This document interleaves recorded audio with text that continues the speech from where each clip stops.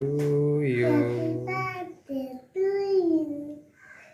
Happy birthday to you.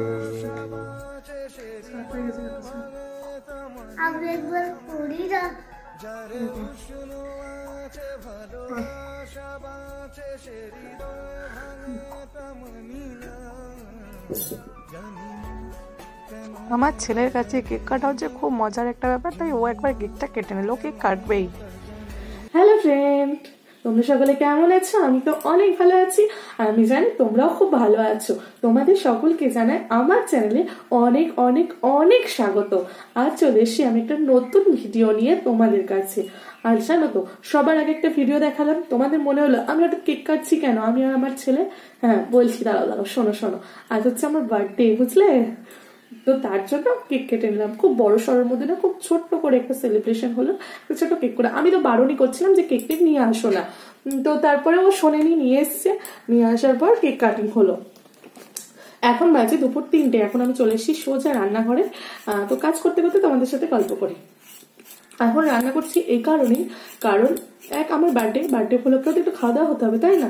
এটাও। আর আরেকটা কারণ হচ্ছে, আমার ওই যে কাকিমার বিয়ে বাড়ি বলছিলাম না, ওই ভাইকে দেবো আইব্রো ভাত। তো ভাই, আমি দিদি, তো ভাইকে আইব্রো ভাত দিতে হবে না? তো সেই জন্য ভাইকে দেবো আইব্রো ভাত। তাই রান্না বান্না তো অনেক আছে, রান্নাও করতে হবে। আর তার সাথে হচ্ছে ওর কিছুগুলো কলিগ আসবে আজকে আমাদের বাড়িতে বলতে পাশে আসবে ভাড়া বাড়ি দেখার জন্য। তো পাশেই আসবে, তাদেরকে তো বাড়িতেও ডাকতে হয়, তাই না? তো সেই সমস্ত কারণে তাড়াতাড়ি রান্নাটা সেরে নিচ্ছি, কারণ ওনারাও আসবে সন্ধ্যেবেলা, ওখানেও কিছুটা টাইম দিতে হবে। আবার অনেক কিছু রান্না হবে, সেই রান্নাগুলো আমাকে টাইমে শেষ করতে হবে, যে জন্য একটু বিকালে শুরু করলাম। তারপরে তো আমার ছোট বাচ্চা, তাই না? সবকিছু ভেবে ভেবেই আমি মানে এই সবজি বানানোতে এত স্লো, দেখো না, এটা করেই উঠবো হয়তো 4টের সময়। আর অনেকগুলো প্রিপারেশন আছে, তার জন্য যে একটু তাড়াতাড়ি শুরু করি, বলে তাড়াতাড়ি হয়ে যাবে। তারপরে আমি ছেলেটাকে টাইম দিতে পারবো, ওকে পড়ানো আছে, সবই আছে। আর ভাই কখন আসবে? হয়তো 8:30 9টায় আসবে, এরকম কিছু, কি 9টা 9:30টায় আসবে। তো তার আগে তো আমার ভোগ লাগানো সবই আছে, তাই না? তো তোমরা আমার ভিডিওটা কন্টিনিউ করতে থাকো, আশা করি তোমাদের অনেক ভালো লাগবে। ও, কি রান্না হচ্ছে বলে দিই তোমাদের। আজকে রান্না হবে বাসন্তী পোলাও, মিক্সড ভেজ, আর হচ্ছে চিলি পনির, আর বাঁধাকপির পকোড়া, পায়েস, মিষ্টি, পাঁপড়। আর পায়েসটা তোমাদের দাদাভাই করবে, এই জন্যই করবে কারণ আমার জন্য আমি করতাম, কিন্তু ও আমায় বলে গেল পায়েস কিন্তু তুমি করবে না, আমি করব। তোমার জন্মদিনে তো আমি পায়েস করি, তাই আমি পায়েসটা করে দেবো। কিন্তু আমি তো বললাম না, থাক আমি করে নিচ্ছি। বললো না, আমি করে দেবো, তুমি করবে না। তো এগুলো কি, এগুলো খুব ভালো লাগা। সারাদিন যেমনই কাটুক না কেন, সারা বছর এই একটা দিনে যে ভালোবাসাটা পাওয়া যায়, সেটা একদমই মিস করতে চাই না। তাই বললাম ঠিক আছে, তুমি করবে।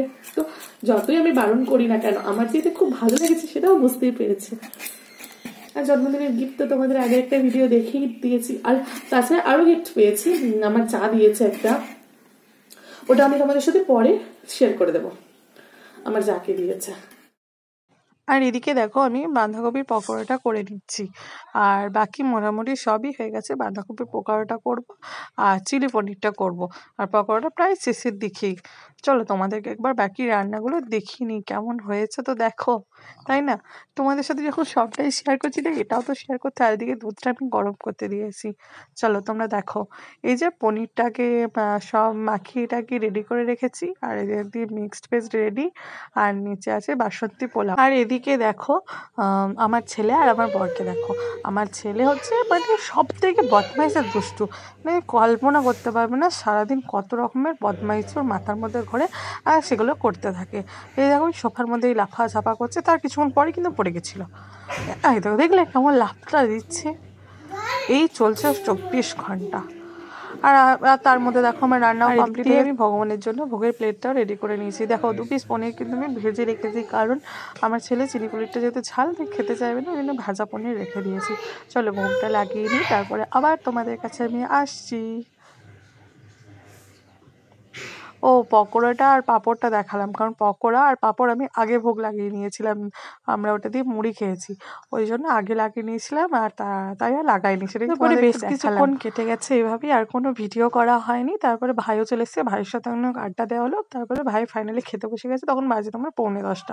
তাই ভিডিও করা তো হয়নি, কিছু স্টিল ফটো নিয়েছিলাম, সেগুলোই তোমাদের সাথে শেয়ার করলাম। তো বন্ধুরা এখনকার মতো আমার ভিডিও যদি তোমাদের কোথাও একটুও ভালো লেগে থাকে তাহলে প্লিজ তোমাদেরকে বারবার বলছি আমার চ্যানেলটাকে সাবস্ক্রাইব করো, লাইক করো আর শেয়ার করে দিও, আর আমার পাশে থাকো তোমরা।